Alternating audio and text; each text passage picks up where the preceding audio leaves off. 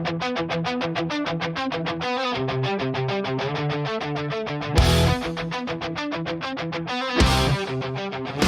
goes to the movies.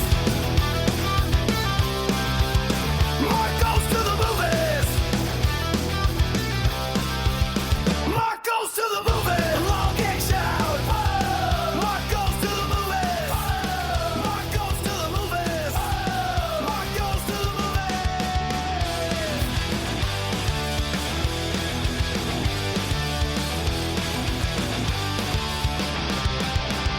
Mark goes to the movies.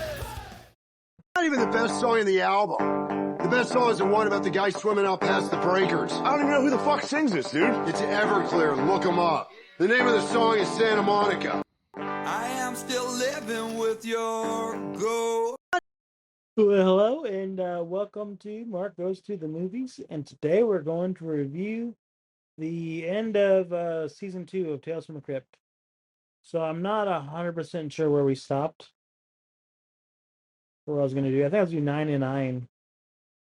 And it ended, but I think I got very tired at the end. So just want to talk about, we're going to go season 2, episode 8, for crying out loud. This is a good one.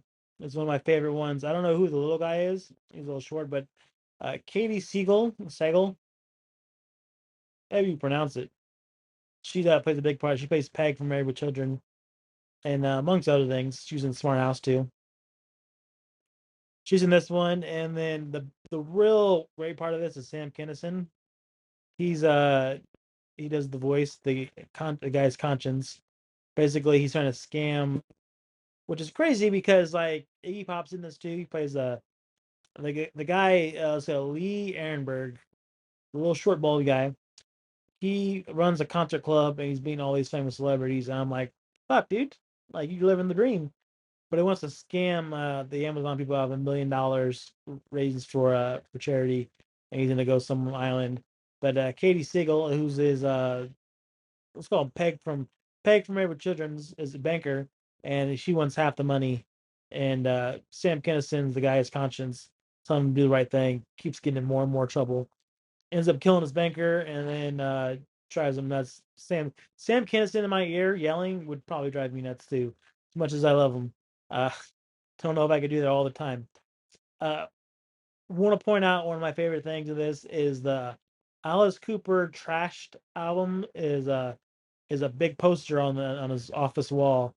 I've always loved that album. It's one of my favorite ones of Alice Cooper. Then we go to Four-Sided Triangle. This is the one. We did do that one before, because I was like, what the fuck's that guy's name? He was he plays the husband in this one. Something. Let me figure it out real fast. Four-Sided Triangle. Let's see. The farmer guy.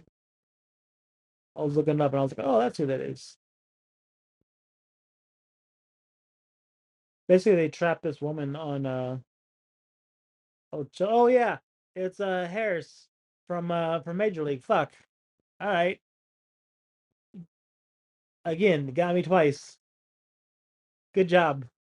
So yeah, they trap this woman on a farm because she can't go anywhere. She can't walk or hitchhike, and eventually she fakes being crazy and murders both of them.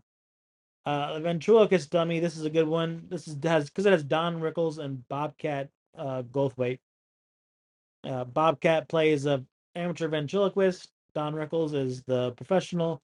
He inspires Bobcat to become a ventriloquist himself, and he finds out that Don Rickles is cheating. Don Rickles is great in this. It's so crazy. Have you ever watched those Don Rickles roast? One of the best. I remember first seeing him from Dirty Work. Of course, I guess this was the first time I've seen him, because this was 1990, so it was pretty early on. But man, it's Bobcat. I really want to meet that guy one day. Like, have you ever seen One Crazy Summer? That's one of my favorite movies. It's a shame that John Cusack hates it. Another one is Judy, You're Not Yourself Today. This one is from Carol Kane. She pisses you off in this movie is what happens. Oh, this episode, Carol Kane, really fucking annoying. She plays this annoying housewife who keeps getting tricked by this witch, and you're like, fucking Christ, dude, just let her die. Then you get to see episode 12. This is a really good one too. This is Television Terror. This is Robert Downey Jr., Iron Man's dad himself, Morton Downey Jr. Wait, is Morton Downey? That's not his dad. What the hell, man? I gotta look this up. You're probably gonna know.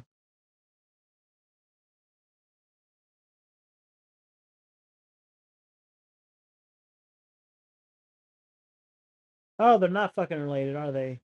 Well, fuck Mark. God damn it. See, this is why I need a fucking producer. Sit there and write these scripts for me. All right, whatever.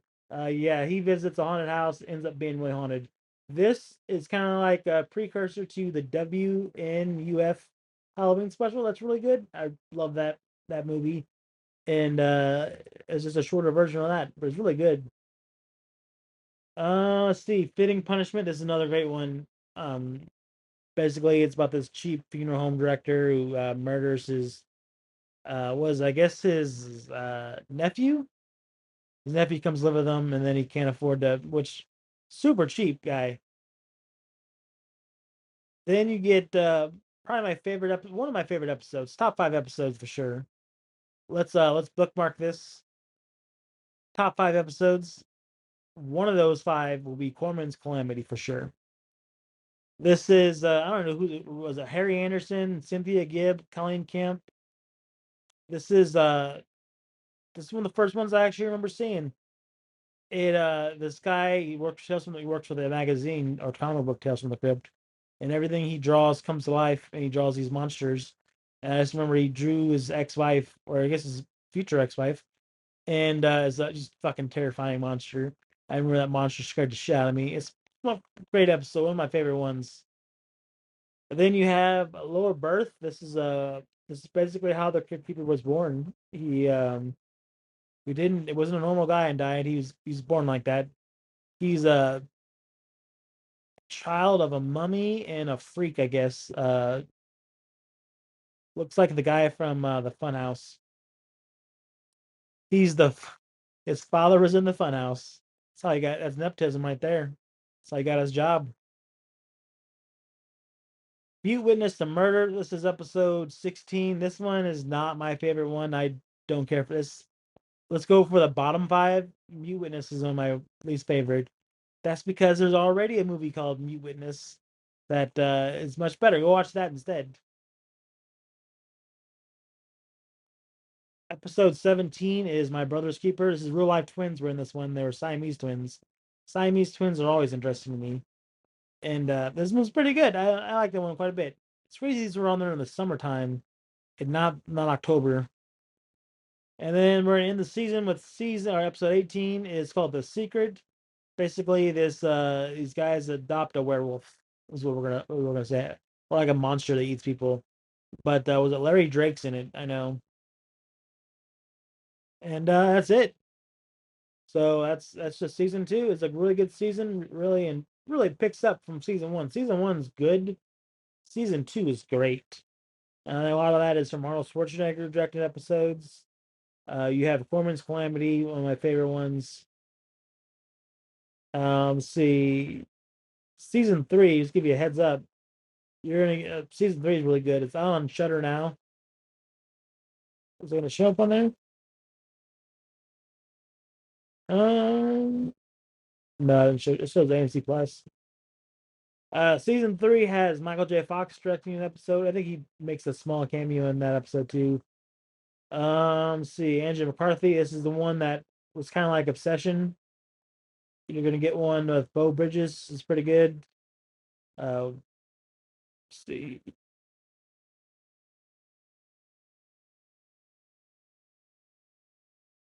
The Reluctant Vampire is a pretty good one.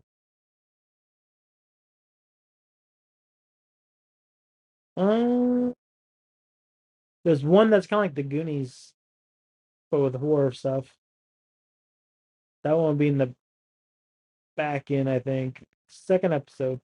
There's 18. Is there 18 episodes? There's 18 episodes. That'd be 14 episodes. All right, yeah. So there's only 14 episodes of season 3, but I think I know what happens. So they're going to do a movie. I forget what it's called. But it was like Perversion of Science, and they made 3 anthology horror shorts. And what happened is they scrapped the movie and they said, "Hey, we could just put them as some Crypt episodes." So that's what they did. Uh, one of those is going to end the season. It's really good. It's called Yellow. So yeah, we'll do 7 and 7. And then next week, season 4.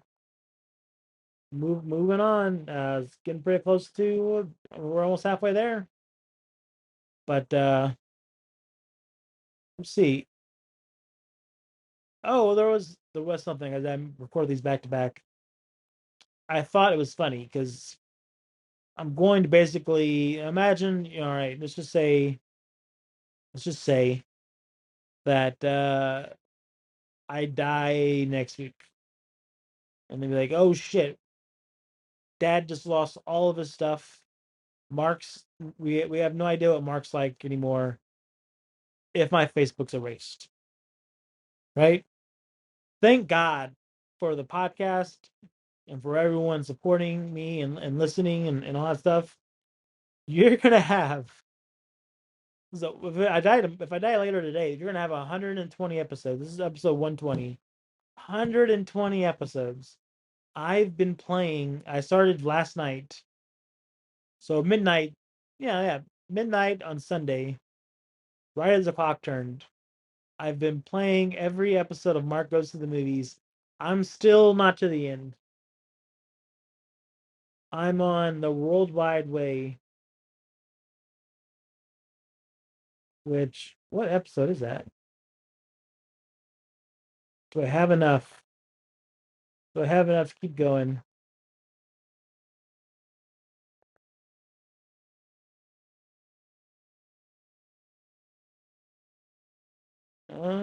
There's quite a bit of episodes left. I'm like right in the middle, dude.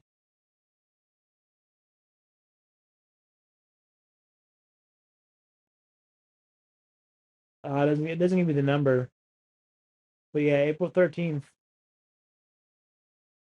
I'm probably gonna have another day. So yeah, I'm gonna have 2 days.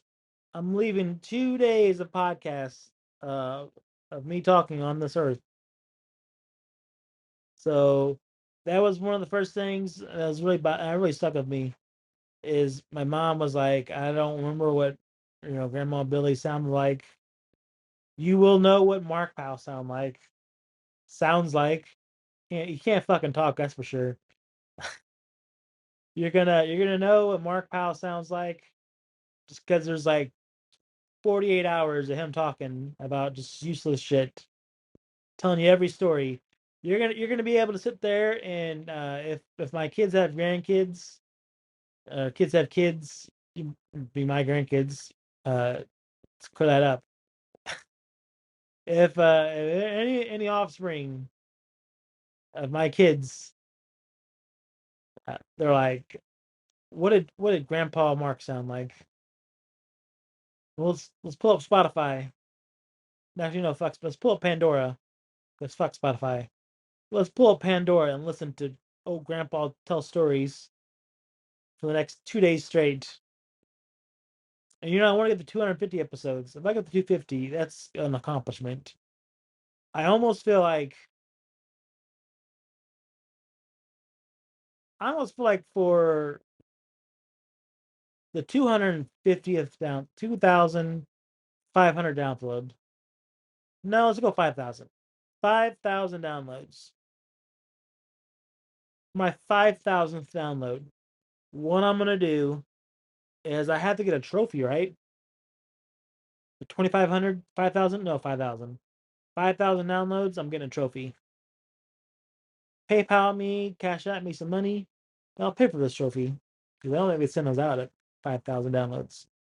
Because it counts everything. Getting a trophy or a plaque. Maybe a plaque at 2,500. I want to say 25,000.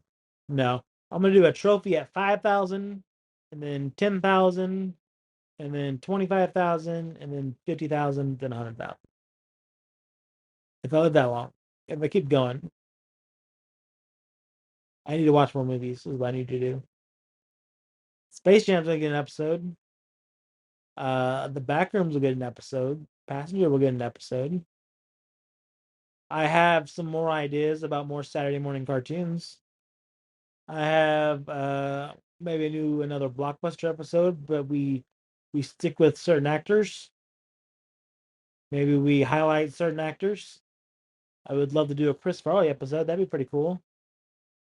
Love. So will share. I mean, this is gonna go nowhere because Scott's already heard it. And I thought it was funny.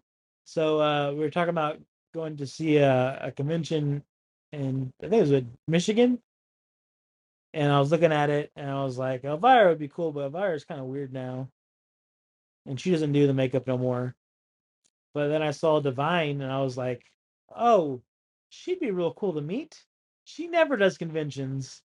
And then Scott had to let me know that she died decades ago. And I was like, oh shit, I guess that's why she doesn't do conventions. She's dead. She's been dead quite a while.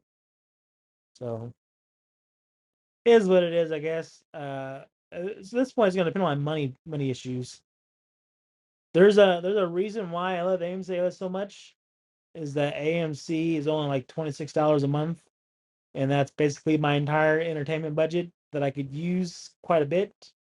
Like I can't tell you how fun it was to sit in a movie theater for 9 hours to see Top Gun, Top Gun 2, and then Obsession. Just spending all day in the movie theater. Like that was fun. I loved it. Do more of those. But all right, this is the episode though. We did it. I promised you. Season 2, episode 2 of Tales from the Crypt. And as always, go watch the movie nerds. Fuck Facebook. Fuck Spotify. Fuck the Packers.